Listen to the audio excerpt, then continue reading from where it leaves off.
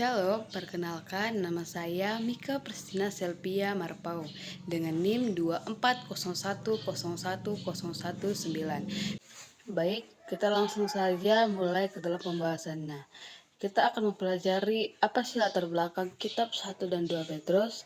Kitab 1 dan 2 Petrus adalah surat-surat dalam perjanjian baru yang dianggap sebagai tulisan Rasul Paulus. Kedua surat ini mengandung nasihat bagi orang-orang Kristen yang sedang menghadapi kesulitan, mengajarkan ketabahan, pengharapan, dan pentingnya hidup yang kudus. Baik, kita akan membahas satu persatu kitab 1 dan 2 Petrus. Yang pertama, kita akan membahas kitab 1 Petrus. Kita akan masuk kepada latar belakang kitab 1 Petrus. Yang menjadi latar belakang 1 Petrus ditulis oleh Rasul Paulus kepada jemaat Kristen yang tersebar di wilayah Asia Kecil yang sekarang berada di Turki. Umat Kristen di wilayah ini menghadapi penganiayaan baik secara fisik maupun mental karena iman mereka.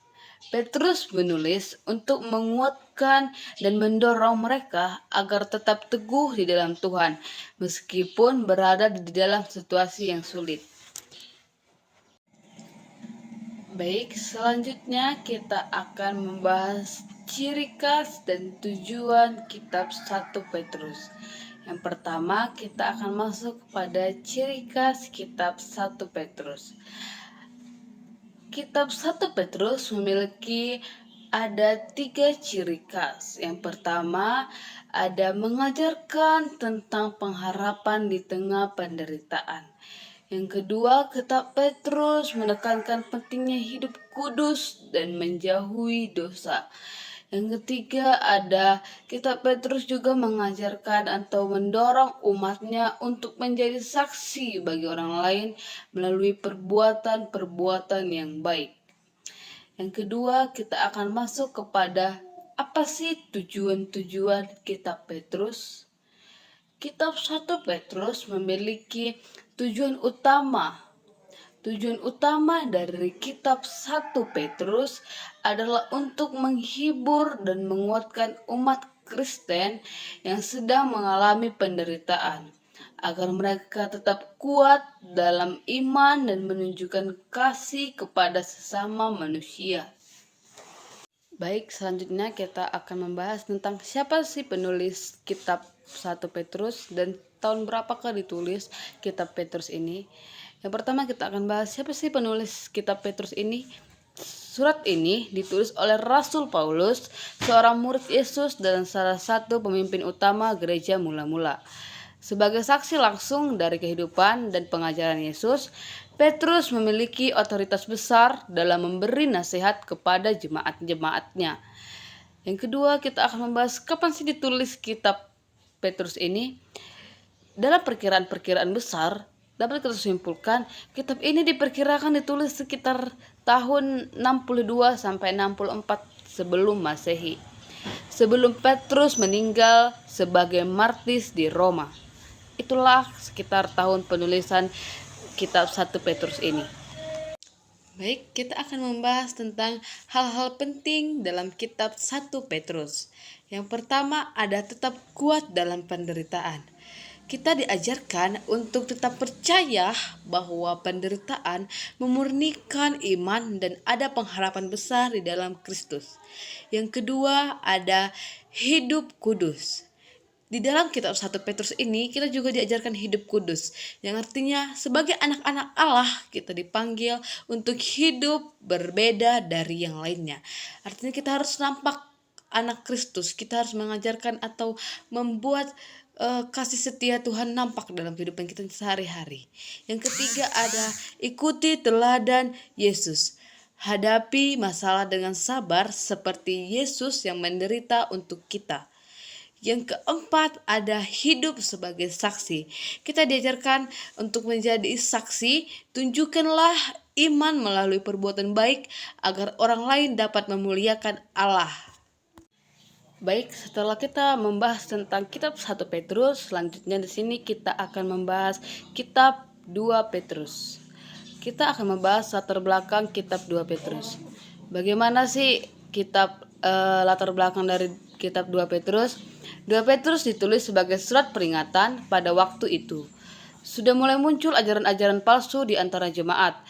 Petrus mengingatkan umat Kristen agar berhati-hati dan terus bertumbuh dalam iman agar tidak tersesat dengan ajaran tersebut.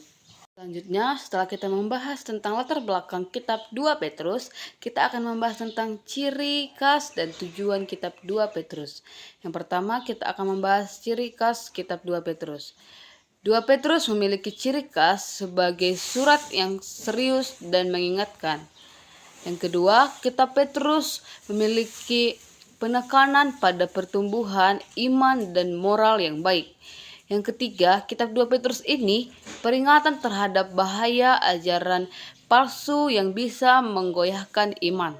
Yang ketiga, kitab 2 Petrus menekankan kesabaran menunggu kedatangan kembali Kristus. Baik, selanjutnya kita akan membahas penulis dan tahun penulisan. Sama seperti kita akan membahas pertama akan penulisannya. Sama seperti 1 Petrus, surat ini juga ditulis oleh Rasul Paulus sendiri yang merasa perlu untuk memperingatkan umat Kristen menjelang akhir hidupnya. Tahun ditulis. Dalam banyak konteks, diperkirakan tahun ditulisnya surat ini diperkirakan ditulis sekitar tahun 65 sampai 68 Masehi. Tidak lama sebelum Petrus wafat sebagai martir. Baik, di sini kita akan membahas tentang hal-hal penting apa saja sih yang ada pada kitab 2 Petrus. Baik, kita akan masuk yang pertama, ada bertumbuh dalam iman. Kitab 2 Petrus mengajarkan kita agar bertumbuh dalam iman dan meningkatkan kebajikan, kasih, dan pengenalan akan Kristus setiap harinya. Yang kedua, ada waspadailah ajaran palsu. Kitab 2 Petrus mengajarkan kita agar jangan mudah percaya terhadap orang-orang yang menyesatkan dan mengajarkan ajaran palsu tentang Kristus. Yang ketiga adalah percaya pada janji Tuhan. Kita juga diajarkan agar percaya kepada janji Tuhan, dan meski tampaknya lama, Tuhan pasti menepati janjinya, termasuk kedatangan Kristus yang kedua. Yang keempat ada hidup suci dan siap. Fokuslah pada kekekalan dan hiduplah dengan hati-hati, menjaga iman sampai akhir. Dan saya ada pesan sederhana, tetaplah setia, bertumbuh, dan hidup seperti Kristus. Baik, yang menjadi kesimpulannya yaitu surat 1 dan 2 Petrus memberikan penguatan kepada umat Kristen yang menghadapi penganiayaan dan tantangan iman. Rasul Petrus mengingatkan mereka akan pengharapan dalam Kristen dan warisan kekal yang telah disediakan di surga.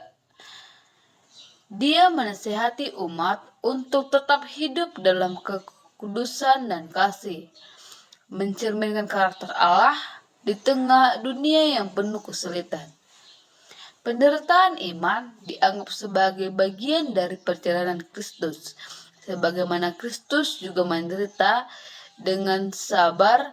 Petrus mendorong umat untuk terus menjadi kesaksian hidup baik, saling mengasihi dan melayani dalam kasih persaudaraan.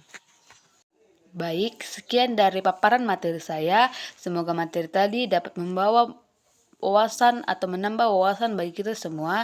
Jika ada kesalahan kata, saya meminta maaf dan saya ucapkan terima kasih atas perhatiannya. Shalom.